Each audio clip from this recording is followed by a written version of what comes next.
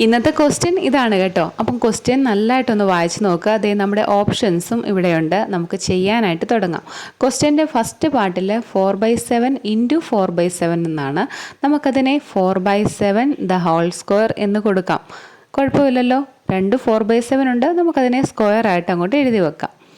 Minus അടുത്ത part 3/7 അതേപോലെ തന്നെ എഴുതി വെക്കാം. അതായത് 3/7 ദ ഹോൾ സ്ക്വയർ.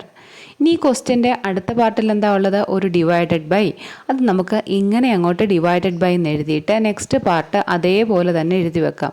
അതായത് 4/7 മൈനസ് 3/7 എന്ന് എഴുതി വെക്കുക. ഇനി ആ ഫസ്റ്റ് പാർട്ട്, അതായത് ആ അപ്പർ പാർട്ട് നമ്മൾ നോക്കിയാൽ 4/7 എന്നും 3/7 ബി എന്നും കൊടുത്താൽ നമുക്ക് ഫെമിലിയർ ആയിട്ടുള്ള ഒരു ഇക്വേഷൻ കിട്ടും. ഏതാ? അത് തന്നെ എല്ലാവർക്കും അറിയാവുന്ന ഇക്വേഷൻ തന്നെയാണ്. നമ്മൾ 4/7 എന്ന് കൊടുത്തു, അതിൻ്റെ സ്ക്വയർ A² എന്ന് എഴുതാം. 3/7 ബി എന്ന് കൊടുത്തു, അതിൻ്റെ സ്ക്വയർ B² എന്ന് എഴുതാം. അപ്പം നമ്മുടെ ഇക്വേഷൻ A² മൈനസ് B² എന്നുള്ള ഫോമിലോട്ട് എഴുതുമ്പം അതിൻ്റെ സൊല്യൂഷൻ എന്ന് പറഞ്ഞാൽ എന്താ? A+B into A - B.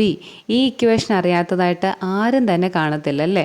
ഇനി നമുക്ക് ഇത് വെച്ച് ചെയ്യാം. അപ്പോൾ ഇക്വേഷൻ മനസ്സിലായല്ലോ. A² minus B² is equal to A+B into A - B. ഇനി നമുക്ക് നമ്മുടെ ക്വസ്റ്റ്യനിലോട്ട് തിരിച്ചു വന്നാൽ നമുക്ക് ഇതേപോലെ നമ്മുടെ ക്വസ്റ്റ്യനെ ഒന്ന് എക്സ്പാൻഡ് ചെയ്ത് എടുക്കാം. അതായത് ഫസ്റ്റ് പാർട്ട് നമുക്ക് 4/7 പ്ലസ് 3/7, അതായത് A+B എന്നുള്ളത് നമ്മൾ 4/7 പ്ലസ് 3/7 എന്ന് എഴുതി.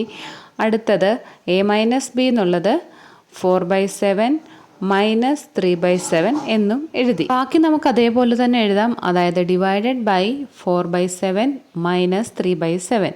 ഇനി നമുക്ക് ആ ഇക്വേഷൻ്റെ താഴെയും മേളിലും കൂടെ ഒന്ന് നോക്കിയാൽ സെയിം ടേംസ് കാണാൻ പറ്റും. നമുക്കതങ്ങ് ക്യാൻസൽ ചെയ്യാം. അതായത് 4/7 മൈനസ് 3/7 ക്യാൻസലായിപ്പോയി. പിന്നെ വരുന്നത് 4/7 പ്ലസ് 3/7 ആണ്.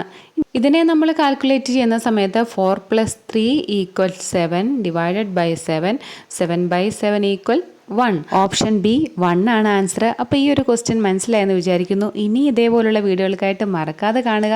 താങ്ക്